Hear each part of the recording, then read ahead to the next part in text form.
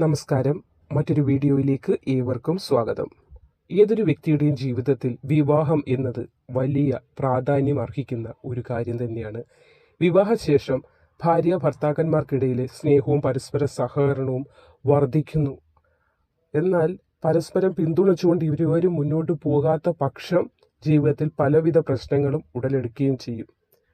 ജ്യോതിഷ വിശ്വാസമനുസരിച്ച് സമൃദ്ധമായ ദാമ്പത്യ ജീവിതത്തിലെ ഗ്രഹങ്ങളും ഒരു പ്രധാന പങ്ക് വഹിക്കുന്നുണ്ട്. അതായത് പരസ്പരം സ്നേഹിക്കുന്നതിലുപരി ഗ്രഹങ്ങളുടെ ഒരു പങ്കും വളരെ വലുതാണ് എന്നാണ് ജ്യോതിഷം പറയുന്നത്.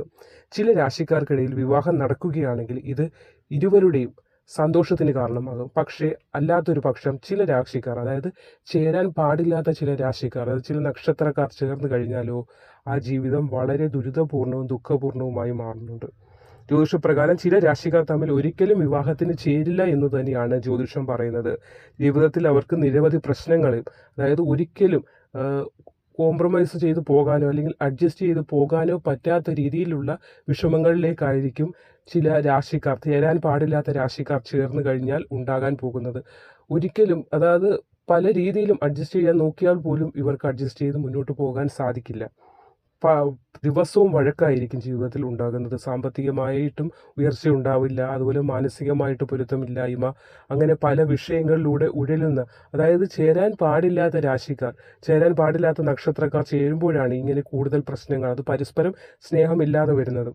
അപ്പോൾ ഇന്നത്തെ വീഡിയോയിൽ പറയാൻ പോകുന്നത് പരസ്പരം ചേർക്കാൻ പാടില്ലാത്ത അല്ലെങ്കിൽ ചേരാൻ പാടില്ലാത്ത രാശിക്കാരെ കുറിച്ചാണ്. അപ്പോൾ നമുക്ക് വീഡിയോയിലേക്ക് കടക്കാം. ആദ്യത്തെ രാശി കർക്കിടകം, കുംഭം. കർക്കിടകവും കുംഭവും രാശിക്കാർ തമ്മിൽ വിവാഹത്തിന് ചേരാൻ പാടുള്ളതല്ല. കാരണം സ്വതന്ത്ര ചിന്തകളുള്ള സ്വഭാവക്കാരാണ് ഈ രാശിക്കാർ.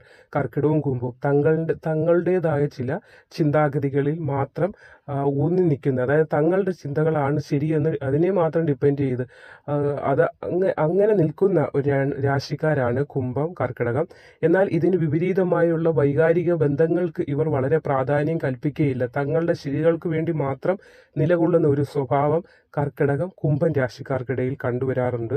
തെറ്റുകൾ ചൂണ്ടിക്കാണിക്കുമ്പോൾ ആ ഒരു തെറ്റുകളെ അക്സെപ്റ്റ് ചെയ്യാനുള്ള ഒരു മനസ്സ് ഇവർ കാണിക്കാറില്ല. അതുകൊണ്ട് തന്നെയാണ് തങ്ങളുടെ ഭാവി ജീവിതം വളരെ ശോഭനകരമായി മുന്നോട്ട് പോകാൻ സാധിക്കാത്ത അവസ്ഥയിലേക്ക് ഈ കൂട്ടർക്ക് പോകുന്നത്. അതിനാൽ കർക്കിടകൻ രാശിക്കാരും കുംഭൻ രാശിക്കാരും തമ്മിലുള്ള ബന്ധം പതിവായി അനാവശ്യ വഴക്കുകളിലേക്കും ആ വഴക്ക് മുഖേന കുടുംബപരമായിട്ടുള്ള അസ്വാരസ്യങ്ങളിലേക്കും പോകാനുള്ള സാധ്യത കൂടുതലായതിനാൽ കർക്കിടകം, കുംഭൻ രാശിക്കാർ തമ്മിലുള്ള വിവാഹബന്ധം നടത്താൻ അനുയോജ്യമായത് അല്ല, ജ്യോതിഷപ്രകാരം അനുയോജ്യമല്ല. അടുത്തത് മേടം, ഇടവം. മേടം രാശിക്കാർ സ്വഭാവത്താൽ വളരെ ധാർഷ്ട്യമുള്ളവരാണ്. ധാർഷ്ട്യക്കാരെന്ന് പറയാറില്ലേ, ഒരു അഹംഭാവം കാണിക്കുന്ന ഒരാളുകളെയാണ് ധാർഷ്ട്യം, അല്ലെ എന്ത് പറഞ്ഞാലും ശരി ഞാനാണ് വലുത് എന്നൊരു ധാർഷ്ട്യമുള്ള കൂട്ടരാണ് മേടം രാശിക്കാർ. അതുപോലെ തന്നെയാണ് ഇടവം രാശിയിൽ ജനിച്ചവർ. അപ്പോൾ വിട്ടുവീഴ്ച മനോഭാവം ഇല്ലാതെ മുന്നോട്ട് പോകാൻ സാധിക്കാത്ത ഒരു കാര്യമാണ് വിവാഹ ജീവിതം.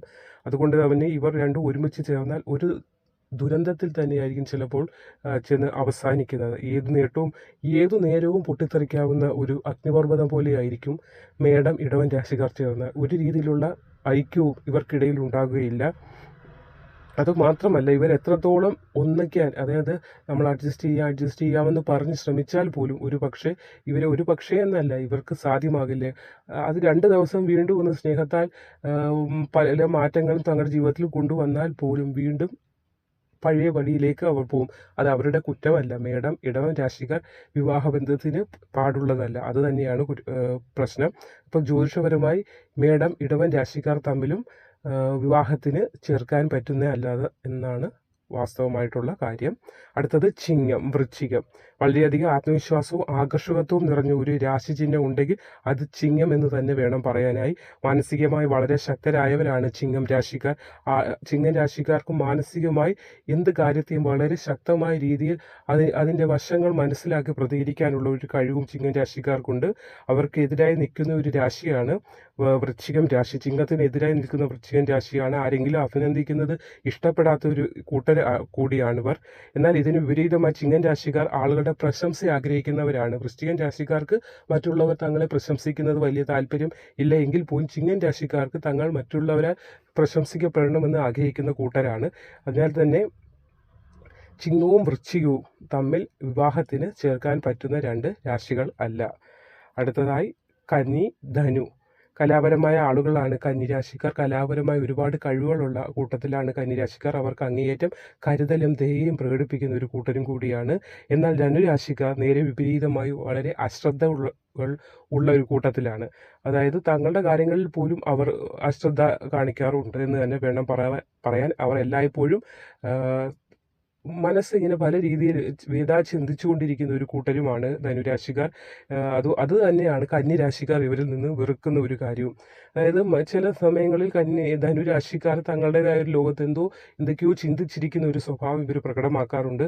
അപ്പോൾ ധനു രാശിക്കാർ ഒന്നിക്കുകയാണെങ്കിൽ ഇത് തന്നെ എന്താണ് ചിന്തിക്കുന്നത് എന്നൊരു ചോദ്യം വരികയും അത് മുഖേന പല പ്രശ്നങ്ങളിലേക്ക് മാറാനുള്ള ഒരു സാധ്യതയും കാണുന്നുണ്ട്. ഈ രാശിക്കാർ തമ്മിലുള്ള ഇവരുടെ പങ്കാളിത്തത്തിൽ തന്നെ ഇവർക്ക് പല രീതിയിലുള്ള അസ്വാരസ്യങ്ങൾ ഇവർ ദിനവും പ്രകടിപ്പിച്ചുകൊണ്ടേയിരിക്കും. അത് മാനസികമായാലും സാമ്പത്തികപരമായ എല്ലാം ഉള്ള ബുദ്ധിമുട്ടുകളിലേക്ക് ഇവരെ നയിക്കുകയും ചെയ്യുന്നുണ്ട്. അതുകൊണ്ട് തന്നെ കന്നി, ധനു രാശിക്കാർ തമ്മിലുള്ള വിവാഹബന്ധം ഒരു തരത്തിൽ യോജിപ്പിക്കാൻ പാടുള്ളതല്ല. അടുത്തത് ഇടവം, ധനു. ധനുരാശിക്കാർ എല്ലായ്പ്പോഴും പാർട്ടി മൂഡിലാണ്. എന്ന് വെച്ചാൽ എപ്പോഴും അവർക്ക് എല്ലാം എൻജോയ് ചെയ്യുന്ന ഒരു കൂട്ടത്തിലാണ് ഇടവൻ രാശിക്കാർ. ഒപ്പം ജീവിതം വളരെയധികം ആസ്വദിക്കണമെന്നൊരു ചിന്താഗതിയും ഇടവം രാശിക്കാർക്ക് ഉണ്ട്. അതേസമയം ഇടവൻ രാശിക്കാർ അല്പം ഒതുങ്ങിക്കൂടുന്ന ഒരു സ്വഭാവവും കാണിക്കാറുണ്ട്. ചിലപ്പോൾ മൊത്തം ഫുൾ മൂഡിലായിരിക്കുന്ന ഒരു ആളുകളാണ്. കാരണം എല്ലാം എൻജോയ് ചെയ്യാനുള്ള ഒരു മനസ്സുള്ള കൂട്ടരാണ്. ഒരു തരത്തിൽ പറഞ്ഞാൽ വീട്ടിൽ വിശ്രമിക്കുന്ന തരത്തിലുള്ള ഒരു സ്വഭാവം കാണിക്കുമ്പോഴും പുറത്ത് ആളുകൾക്കിടയിൽ മിങ്കിളാവാനുള്ള വളരെയേറെ ആഗ്രഹം മനസ്സിൽ ഉള്ള ഒരു കൂട്ടരാണ്.